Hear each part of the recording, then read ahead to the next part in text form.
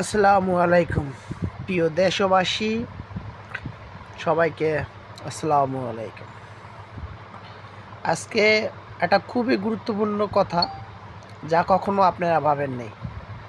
আমি ভেবে দেখলাম যে দীর্ঘ 55 থেকে 54 বছর হয়েছে স্বাধীনতা হয়েছে আমাদের বাংলাদেশ।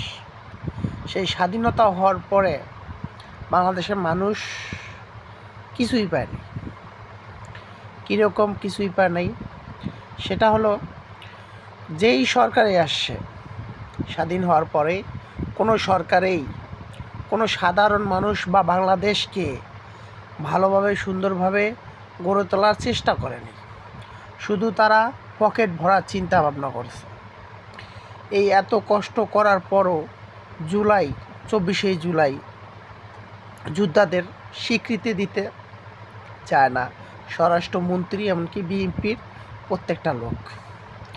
তারা মনে মনে বাস্তবে কইছে, নাতে ভোট দিছে। এরা সবসময় নাতে ভোট দিছে।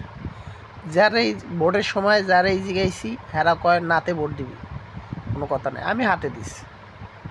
কিন্তু না হার কোনো কথা না। কথা হইলো 24শে জুলাইতে সবাই আমরা অংশগ্রহণ করেছি, বেশিরভাগই সাধারণ মানুষ আর ছাত্ররা।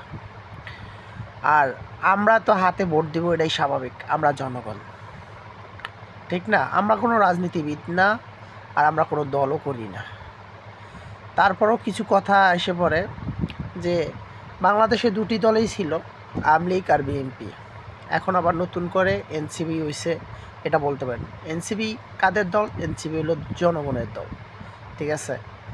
এনসিপি যদি না থাকতো তাহলে আজকে জুলুমবাজ, ফেসিবাদ, স্বৈরাচার সরকারের হাত থেকে কখনোই আমরা রেহাই পাইতাম না। তাদের যেটা মনে চাইতো সেটাই করতো।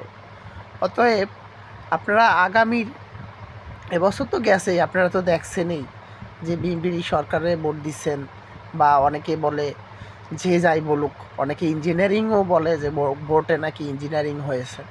সেটা না বলি, যে যেরকম বল, যে আমাকেও অত মাথা নাই যে আমরা ইঞ্জিনিয়ারিং বুঝবো, আমরা অত শিক্ষিত না, ঠিক আছে? যাই হোক, 5 বছর সুযোগ দিয়েছেন বিএনপি সরকারকে। দেখেন 5 বছরের মধ্যে কি করে। এই 5 বছর পরে আমি মনে করি যে ভালো হবে। এই বিএনপি সরকার দেখছেন, অন্যান্য সরকার দেখছেন, এখন এনসিপিকে দেখেন, বা নতুন কোনো বিপ্লবী সরকার গঠন হোক সেটা দেখেন, তাহলে আমার মনে হয় সবচেয়ে সুন্দর হবে। এটাই সুন্দর সুযোগ আছে। কারণ কোনো